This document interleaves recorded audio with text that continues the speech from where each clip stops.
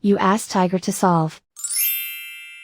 This deals with linear equations with one unknown. The final result is y equals 20. Let's solve it step by step.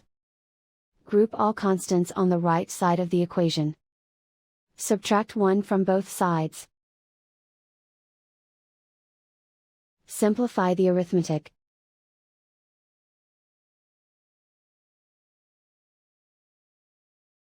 Isolate the y. Multiply both sides by inverse fraction 4 over -1. Group like terms.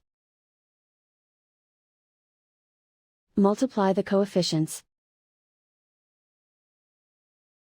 Simplify the arithmetic.